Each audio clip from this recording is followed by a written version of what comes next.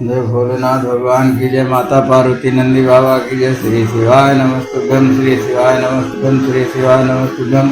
भक्तगण भगवान शिव कथा के रसतत्व का ध्यान से श्रवण करें एवं भगवान शिव पर दृढ़ भरोसा करें। आपके समस्त कार्य भगवान शिव की कृपा से निश्चित पूर्ण होंगे, इसमें संदेह नहीं है। बोलो भोलेनाथ भगवान की जय, माता पार्वती नंदी बाबा की जय। श्री शिवाय नमस्तुभ्यम, श्री शिवाय नमस्तुभ्यम। अथ विंशो अध्याय यति के अंत्येष्टि कर्म की दशाह पर्यंत विधि का वर्णन। वामदेव जी बोले, जो मुक्त यति है उनके शरीर का दाह कर्म नहीं होता, मरने पर उनके शरीर को गाड़ दिया जाता है। यह मैंने सुना है। मेरे गुरु कार्तिकेय, आप प्रसन्नता पूर्वक यतियों के उस अंत्येष्टि कर्म का मुझसे वर्णन कीजिए, क्योंकि तीनों लोकों में आपके सिवा दूसरा कोई इस विषय का वर्णन करने वाला नहीं है। भगवान शंकर नंदन, जो पूर्ण पर ब्रह्मा में अहम भाव का आश्रय ले देह पंजर से मुक्त हो गए हैं तथा जो उपासना के मार्ग से शरीर बंधन से मुक्त हो परमात्मा को प्राप्त हुए हैं, उनकी गति में क्या अंतर है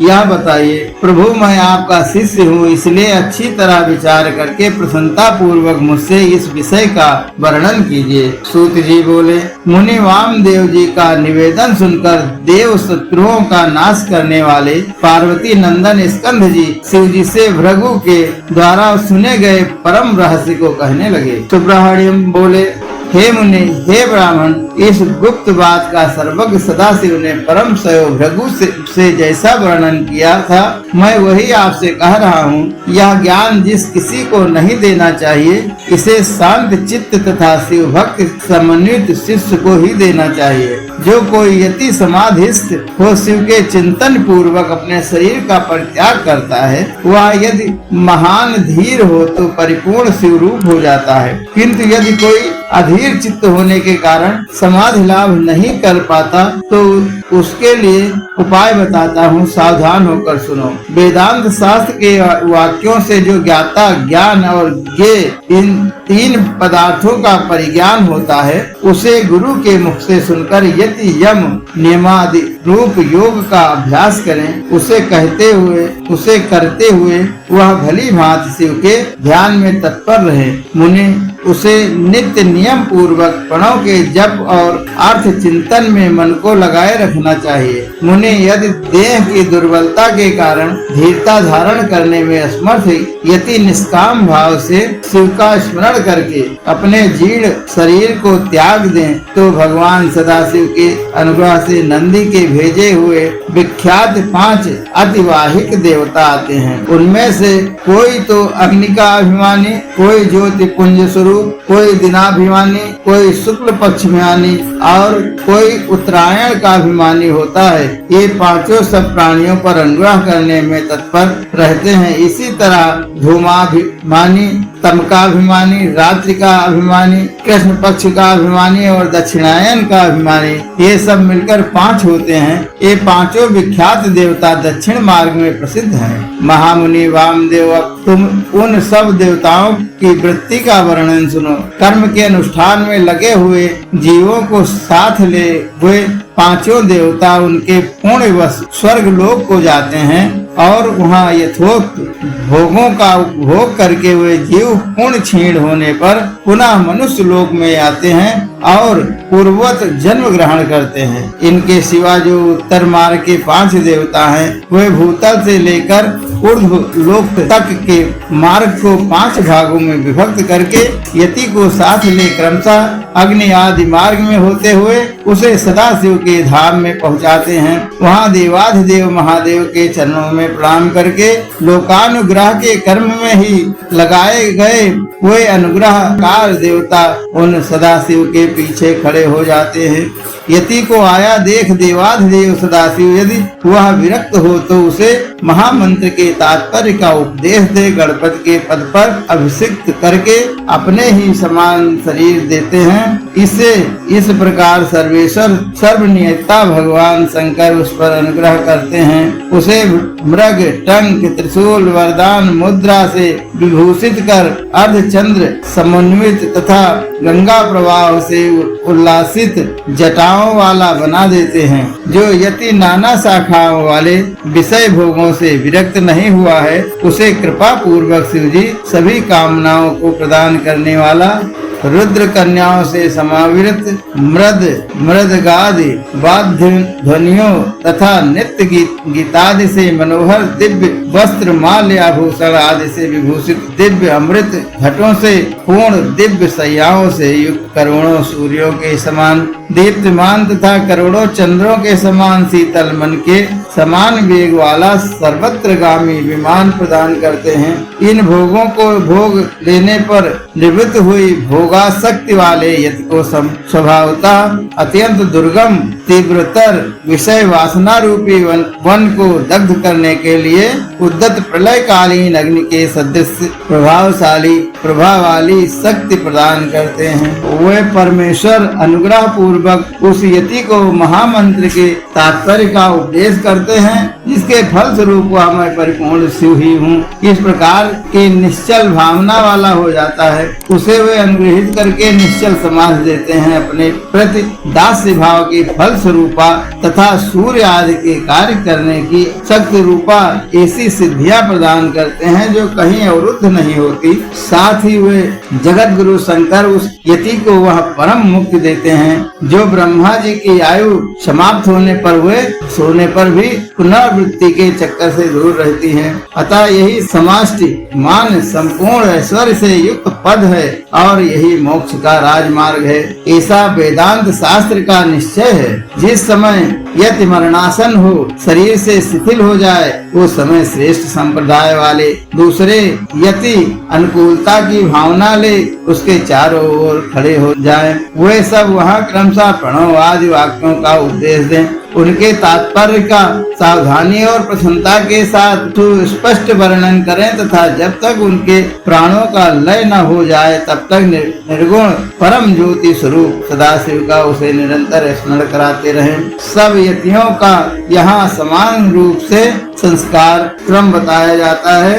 सन्यासी सब कर्मों का त्याग करके भगवान शिव का आश्रय ग्रहण कर लेते हैं, इसलिए उनके शरीर का दाह संस्कार नहीं होता और उनके न होने से उनकी दुर्गति नहीं होती। सन्यासी के शरीर को दूषित करने वाले राजा का राज्य नष्ट हो जाता है। उसके गांवों में रहने वाले लोग अत्यंत दुखी हो जाते हैं, इसलिए उस दोष का परिहार करने के लिए शांति का विधान बताया जाता है। उस समय नम इरियाणाय से लेकर नमा अमीकेभ्या तक के मंत्र का विनीत चित्त होकर जप करें। फिर अंत में ओंकार का जप करते हुए मिट्टी से देवव्यंजन की पूर्ति करें। मुनीश्वर ऐसा करने से उसी दोष की शांति हो जाती है। अब सन्यासी के शव के संस्कार की विधि बताते हैं। पुत्र या शिष्य आदि को चाहिए कि यति के शरीर का यथोचित रीति से उत्तम संस्कार करें। हे ब्राह्मण, मैं कृपा पूर्वक संस्कार की विधि बता रहा हूँ, सावधान होकर सुनो। पहले यति के शरीर को शुद्ध जल से नहलाकर पुष्प आदि से उसकी पूजा करें। पूजन के समय श्री रुद्र संबंधी चमकाध्याय और नमकाध्याय का पाठ करके रुद्र सूक्त का उच्चारण करें। उसके आगे शंख की स्थापना करके शंखस्थ जल से यति के शरीर का अभिषेक करें।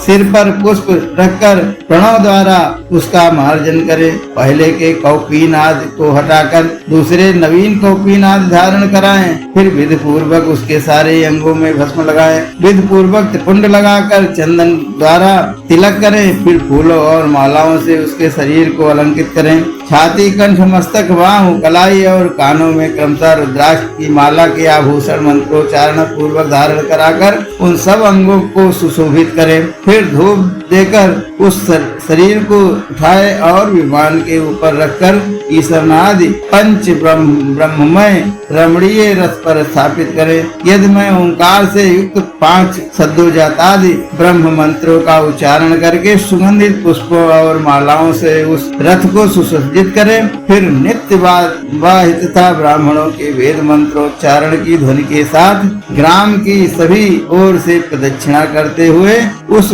रेत को बाहर ले जाए। तदंतर साथ गए हुए वे सभी यति गांव के पूर्व या उत्तर दिशा में पवित्र स्थान में किसी पवित्र वृक्ष के निकट देवजन गड्ढा खोदे, उसकी लंबाई सन्यासी के दंड के बराबर ही होनी चाहिए। फिर प्रणव तथा बृहत मंत्रों से उस स्थान का प्रोक्षण करके वहाँ क्रमशः समी के पत्र और फूल बिछाएं। उनके ऊपर उत्तराग्र कुश बिछाकर उस पर योग पीठ रखें। उसके ऊपर पहले कुश बिछाएं, कुशों के ऊपर मृगचर्म तथा उसके भी ऊपर बस बिछाकर प्रणव सहित सद्दो जाता पंच ब्रह्म मंत्रों का पाठ करते हुए पंचगव्य द्वारा उत्सव का पोषण करें। तत्पश्चात रुद्र सूक्ति एवं प्रणव का उच्चारण करते हुए संघ के जल से उसका अभिषेक करके उसके मस्तक पर फूल डालें। वहाँ गए हुए शिष्य आदि संस्कार करता पुरुष मृत यज्ञ के प्रति अनुकूल भाव रखते हुए शिव का चिंतन करते रहें। तदंतर ओंकार का उच्चारण और स्वास्थ्य वाचन करके उस शव को उठाकर गड्ढे के भीतर योगासन पर इस तरह बिछाएं जिससे उसका मुख पूर्व दिशा की ओर रहे। फिर चंदन पुष्प से अलंकृत करके उसे धूप और गूगल की सुगंध दें। इसके बाद विष्णु हव्यमिदम रक्षस ऐसा कहकर उसके दाहिने हाथ में दंड दे और प्रजापति न तान्यो इस मंत्र को पढ़कर बाएं हाथ में जल सहित कमंडल अर्पित करें। फिर ब्रह्मा जज्ञानम प्रथमम इस मंत्र से उसके मस्तक का स्पर्श करके दोनों भुवों के स्पर्श पूर्वक रुद्र सूक्त का जप करें। तत्पश्चात मानो महंत मृत इत्यादि 4 मंत्रों को पढ़कर नारियल के द्वारा यज्ञ के शव के मस्तक का भेदन करें। इसके बाद उस गड्ढे को पाट दें। फिर उस स्थान का स्पर्श करके अनन्य चित्त से 5 ब्रह्म मंत्रों का जप करें। तदंतर यो देवानां प्रथमम पुरस्तात् से लेकर तस्य प्रकृति लीनस्य या परः सह महेश्वरः तक महानारायण को उपनिषद के मंत्रों का जप करके संसार रूपी रोग के भेजस सर्वज्ञ स्वतंत्र तथा सब पर अनुग्रह करने वाले उमा सहित महादेव जी का चिंतन एवं पूजन करें। पूजन की विधि यो है, 1 हाथ ऊंचे और 2 हाथ लंबे चौड़े एक पीठ का मिट्टी के द्वारा निर्माण करें। फिर उसे गोबर से लीपे। वह पीठ चौकोर होना चाहिए। उसके मध्य भाग में उमा महेश्वर को स्थापित करके गंध अक्षत सुगंधित पुष्प बिल्व पत्र और तुलसी दलों से उनकी पूजा करें। तत्पश्चात प्रणव से धूप और दीप निवेदन करें। फिर दूध और हविष्य का नैवेद्य लगाकर 5 बार परिक्रमा करके नमस्कार करें। फिर 12 बार प्रणव का जप करके प्रणाम करें। तदंतर ब्रह्मी भूत यति की तृप्ति के लिए नारायण पूजन बलिदान घृत दीप दान का संकल्प करके गर्त के ऊपर मृणमय लिंग बनाकर पुरुष सूक्त से पूजा करके घृत मिश्रित पायस की बलि दे। घी का दीप जला पायस बलि को जल में डाल दे। तत्पश्चात दिशा विदिशाओं के क्रम से प्रणव के उच्चारण पूर्वक ओम ब्रह्मणे नमः इस मंत्र से ब्रह्मीभूत यति के लिए शंख से 8 बार अर्ध जल दे।